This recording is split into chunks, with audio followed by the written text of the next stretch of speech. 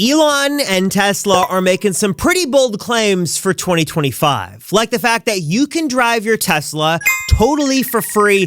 It's going to cost you $0 per month. Plus, things like Apple CarPlay, Android Auto, Waze, Google Maps, you don't need any of that. You're better off without it in your Tesla. And also, maybe the craziest one yet, is that your next Tesla, coming later this year, will not have any need for a steering wheel or pedals. I'm sure I don't need to tell you that Tesla is in a lot of controversy right now, and as we look at these big, bold claims and big bets for 2025 and changes happening any day now, which ones are actually going to happen and which ones just aren't reality? To tell you the truth, I think all of these are actually going to happen. For the most part, with a couple of exceptions. I know this video is going to piss some people off. Let me break down the top 10 major changes, the big claims Tesla says are happening this year, like any day now in 2025. If history is anything to go off of, betting against Elon doesn't always work out. If we could somehow jump back a decade or so and look at Tesla back in 2014, 2015, the company was very different. Funny enough, the S and the X were still around. Those were really the only vehicles, let alone the flagship vehicles. But the idea that that company, Tesla or Elon or any of this whole EV thing would be successful was seen by many as just ludicrous, never going to happen, and disconnected from reality. But a lot can happen in 9 or 10 years. And fast forward to 2025, Tesla's lineup has never been more feature-packed, it's never been more robust, and it's never been more affordable than it is right now at this moment in March of 2025. You can love Elon or you can hate him. That's besides the point. But a lot of his big bets have paid off. And despite some near-death experiences for the company, Tesla came roaring back and today is making some of the best cars you can buy. If you just run the numbers and look at costs for ownership, a Model 3 and even Model Y are amazing values. And especially right now, as we've got these big refreshes, the new Model Y is an amazing vehicle. Tesla is running all these specials and promotions, $0 down, 0% APR, inventory discounts. There's never been a better time to buy a Tesla than right now. You're getting a really good car. But with all that being said, there are still a lot of big bets and bold claims that still in 2025, despite all Tesla has done and everything the company has come through, still just seem crazy and disconnected from reality, right? But again, if history can be our guide and we can look back at some of the major decisions Elon and Tesla executives have made, there are some in there that are kind of admittedly mistakes, but also some that I think are actually really good. In fact, I think the first one here is one that, I know this is sort of rare, everyone can agree is a good thing. I think 99.99% of people can agree is a good thing. And that was Tesla really leading the charge on this direct-to-consumer sales approach. Getting rid of the traditional dealership experience and the salesperson and the negotiating and the back and forth, even sort of getting rid of sales commission for salesmen and actually giving owners who refer other people to buy a commission. That's how sort of the referral program works these days. I think it's amazing to see how far we've come with auto sales really in the general market thanks to what Tesla has done with this model. And look, as Tesla owners, I know one of the most frustrating things about this ownership experience can a lot of times just be trying to get someone at Tesla on the phone. Typically, they're going to refer you to email, so-and-so at tesla.com. That's how they work. And I guess it's sort of how the world works these days is over email. And I should just say, and I think most of us know this, if you still got that random Hotmail or MSN or Yahoo email address or AOL, it's really time to step things up and make things a bit cleaner, sleeker, and more professional. And the best way to do that is with really an amazing collaboration between Pork Bun, which is going to help you get a domain name in a couple of simple clicks, and Proton Mail, my favorite way to have super safe and secure email on all your devices. This is going to sort of give you a new level of professionalism that you just can't get with one of those free email services. Another big advantage I love about this is, speaking of those free services, A lot of times, not only are they not very professional, but they're really not very secure. The last thing you want to do is look unprofessional and have clients think that maybe your messages and attachments might not be as secure as they should be.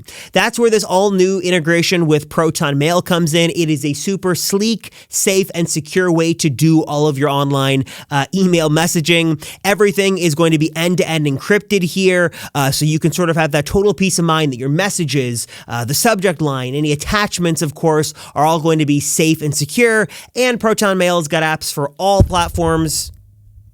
Sorry about that. All platforms, iOS, Android, Windows, Mac, wherever you're doing your emailing, Proton Mail has got an amazing app you can use. And you can now get Proton Mail Essentials or Professional plans as a Pork Bun customer starting at $5.99 a month. So very affordable here to really elevate your email experience, make it way more professional, and also very, very secure. So again, learn more, check out this amazing collaboration for yourself today with Pork Bun and Proton Mail.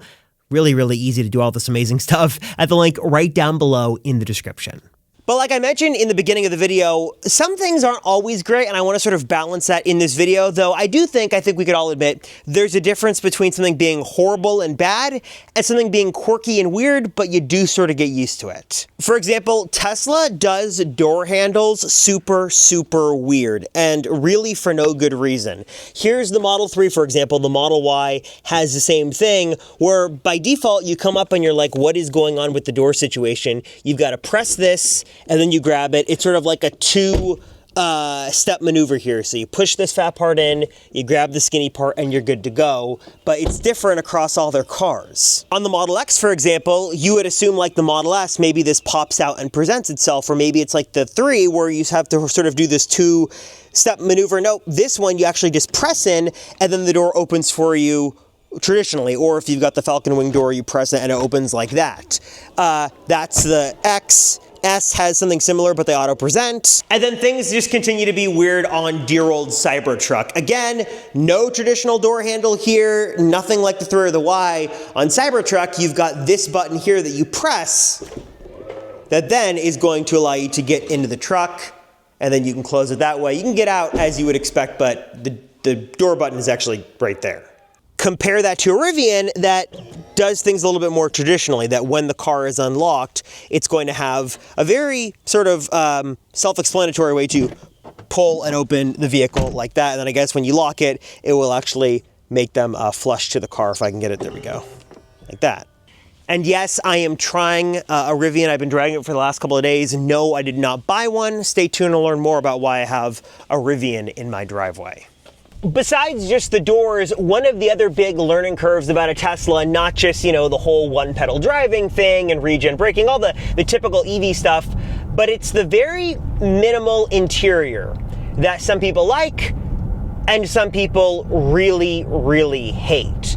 Tesla really forces you to use one screen. I guess there is, a two-screen approach here like in Model X, but I'll tell you as a Model X driver, that second screen doesn't do a whole lot for you. On one hand, it is sort of nice to get rid of 5 million buttons and switches and knobs and dials and things that just don't make sense on a car in 2025. But on the other hand, when you have an interior this minimal, especially when you're moving fundamental things, it's a bit of a learning curve. I think the biggest one for me, and what I hear from many, besides all the regular EV stuff with Tesla especially, is that there's no traditional speedometer display. Again, caveat with that being there is one on the S and the X, but on the 3 and the Y in Cybertruck there is not. So you really have to reprogram your brain not to look here for the speedometer, but to look over at the main screen. And sort of in the theme of all the stuff on the screen, another big bet Elon and Tesla have done that really go against the norm in the industry is, for better or worse, not adopting support for CarPlay and Android Auto. Tesla thinks they can build a better experience themselves. They want to control more of the experience. And on one hand, it is super nice, sort of the ecosystem Tesla has with the app and the software in the car and the pretty now frequent software updates that bring a lot of features. That is one of the best parts about owning a Tesla is the frequent free software updates that add new features basically every couple of weeks, which is really cool to see, and our cars always get new and better features. The downside, though, of course, is I know a lot of people love Waze. They love the native Google Maps app. If you're a stickler for CarPlay and Android Auto, while there are workarounds, and I've shown them off on this channel before, there are ways to sort of get it on that screen, it's never going to be natively supported, and it's never going to work as well as you'd like without some extensive modification, including a product that I'm hoping to check out soon from a company that claims to have a pretty cool solution for this. This is a big bet Tesla is going in on. We're seeing some other automakers sort of waver in this direction. Rivian does their own software. Lucid does their own software, though Lucid sort of has CarPlay support. Interesting to see Tesla's bet on this, but yeah, it's another thing that I think the Tesla made a very early bet on that, by and large, has turned out to be a pretty big positive for owners.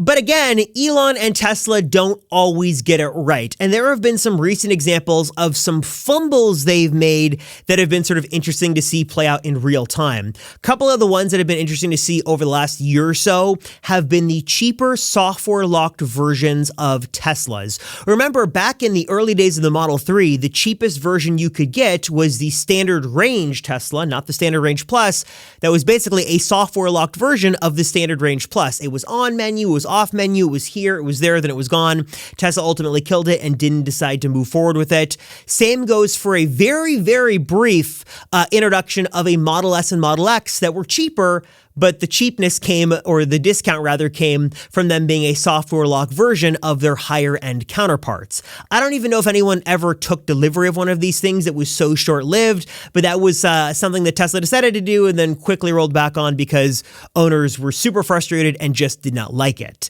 I think one of the most clear examples of Tesla sort of messing up recently that we've definitely seen to be a very clear indicator from owners that they were not happy about was the removal of stalks, or I should say the removal of both stalks. While some functionality can be put on the steering wheel in physical buttons, and that's okay, many people do not want to do their turn signals with buttons on the wheel. They find it annoying, they find it a hazard, they don't want that. And with the debut of the all-new refreshed Model Y, Tesla did remove sort of the drive, reverse, neutral stalk on the right, but they kept that stalk on the left because they heard people really wanted it. Even though Model S, Model X, Cybertruck Model 3, they're totally 100% stockless. And I wouldn't be surprised if Tesla sort of reverts back in iterative updates over the next year or so to add these things back in, at least to some of their cars. But that was definitely a sign, I think, despite Elon's wishes, that Tesla is going to move forward with keeping that around for the foreseeable future. Now, one thing that'll likely go down as, well, I guess two things. One, being a mistake, and other, maybe a little ahead of its time, is the yoke that's inside of the Model S and Model X. Now, when Tesla did their last big refresh of this vehicle, I want to say it was back in 2020, 2021, the yoke was one of the big changes and definitely one of the most controversial things Tesla has done with this vehicle. And it's got some quirks, but it's also sort of cool. The big thing about the yoke, of course, is that it's like a half height steering wheel, so it is missing the top part, which can make it a little disconcerting when you're trying to do turns. So you'll see here when I make this turn, I'm gonna use sort of the top of my hand, or I should say my hand on the top of the yoke there to make this turn, and here I go.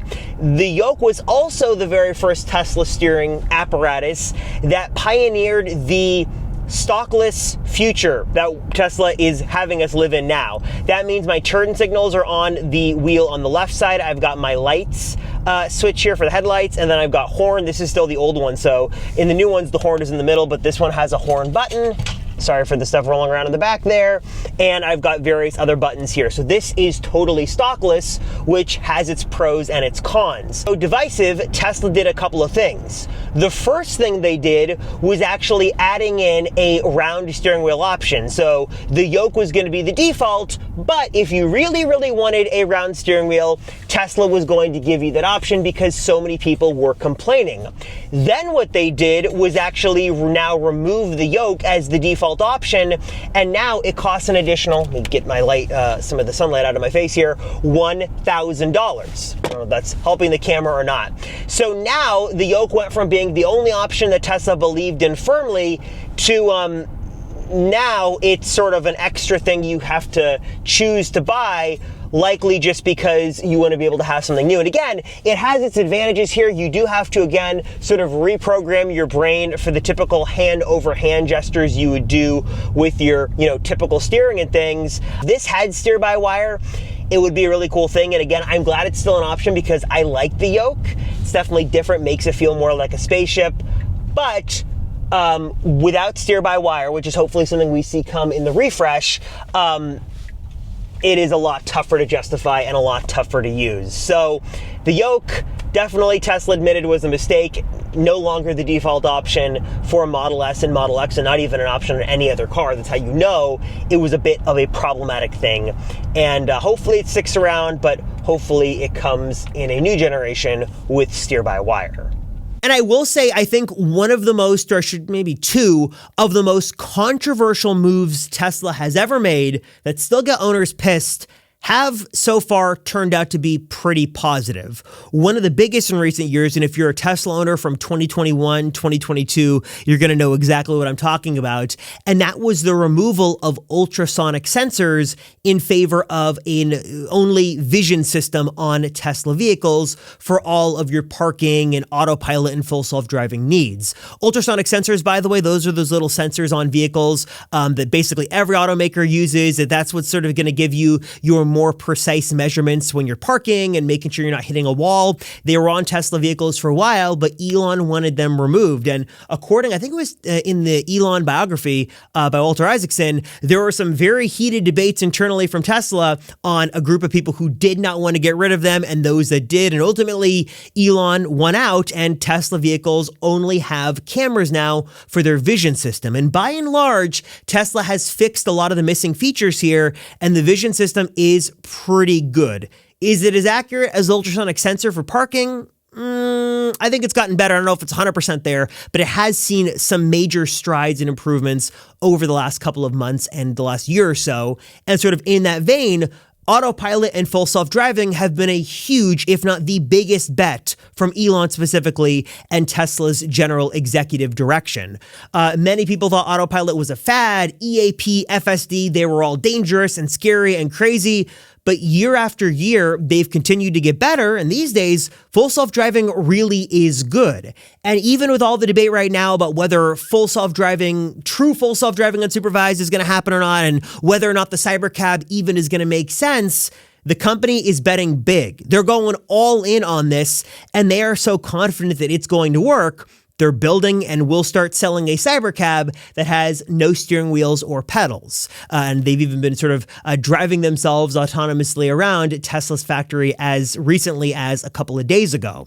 Tesla's also made bold claims that your car will be able to, well, I guess on one hand, be an appreciating asset and also just sort of pay you, that if you basically are to allow it to join this robotaxi fleet, you'll get paid for that and then you'll have no car payment. Your car might actually be making you money and you don't have to do anything, which again has been a promise for years, but Elon says is going to happen in 2025. Now, of course, on the FSD front, I guess only time will tell if we really do see cybercab and if this sort of rumors of free services launching in California and Texas in June actually materialize. And I'm not sure where that direction is going to go, but there are still a couple of things to keep in mind. By and large, Elon has been right on a lot of things. And despite so much criticism and negative press and outcry from owners, Tesla has been pretty successful, and people have learned to live with the more minimal interior and things like that. Even despite the weird doors and other quirks, people still love their Teslas, and it's a learning curve that is adjusted. Full self-driving and autopilot have turned out to be really, really good features that in and of themselves have sold a lot of people on buying a Tesla just for those features. It's going to be really interesting to see over the next, I think, 12 to 24 months, which of these big bets are going to pay off and which of them will be quickly corrected, because as we know, Elon and Tesla aren't always right, but they're making some big, bold bets and plans for 2025, and I cannot wait to see what the next 6 months has, what this cheaper Tesla is going to look like, and I can't wait for my Tesla to pay for its payment on its own and make me money as I sleep. So I'm curious, guys, your thoughts on this, your thoughts on some of the big, bold claims we've seen from Elon over the years. Do you think Tesla's going in a good direction? Do you think that some of these things make sense? What was the biggest learning curve for you when you got your Tesla, if you've got one, or what's the biggest thing holding you back? Please drop a comment down below and let me know. As always, I appreciate you guys so much for watching. If you want to win some Amazon gift card money, 3 simple things you got to do as always. Like this video, subscribe to the channel, drop a comment down below, and let me know. Let's see, what should be our special code word for this one? Let's have iPad be in there somewhere. Do you have an iPad? Do you not have an iPad? Are you watching this video on an iPad? Let me know. Pick a couple of you guys and do some Amazon gift card giveaways. Thank you guys so much for watching. Appreciate your support. I'm Robert Rosenfeld, and I'll see you in the next one.